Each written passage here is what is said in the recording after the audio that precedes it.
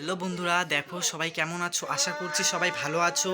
তো দেখো আজকে আমাদের বৌদিদের বাড়িতে পুজো। তো দেখতেই পাচ্ছ এখানে একটা কি, তোমরা বলো তো, কমেন্টের মাধ্যমে জানিয়ে দিও এটা কি। তো পুজো হচ্ছে, তো দেখো হঠাৎ করে দেখছি এখানে একটা পাখি বসে আছে। তো দেখো এটা আলতা সিঁদুর উপরে বসে আছে পাখিটা। আর এই যে তোমরা মা মনসাকে দর্শন করে নাও। সত্যি এটা আজব একটা ঘটনা না, যে দেখো পাখিটা এখানে বসে আছে।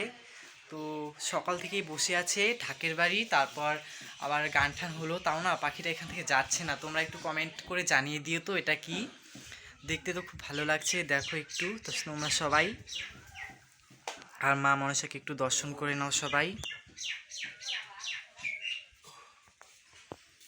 আমি তোমাদের একটু জুম করে দেখাচ্ছি।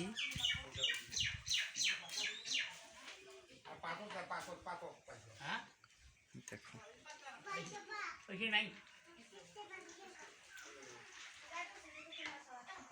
এখানে দেখো যে পুজোর সব কিছু জোগাড় করা হয়েছে।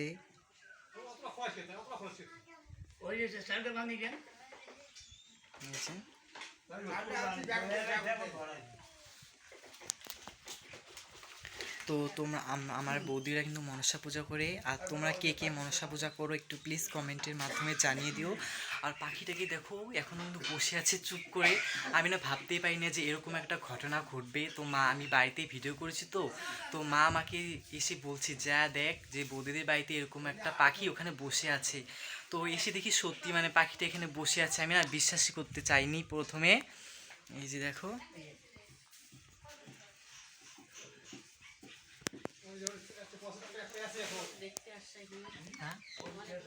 হ্যাঁ, আর দেখো এখানে কিন্তু অনেক লোক দেখতে এসেছে। আর সত্যি কথা বলতে কি, এখানে আজকে পুজো হচ্ছে, আর পুজোর দিনে মানে এই ঘটনাটা ঘটে গেছে। দেখো একটু প্লিজ।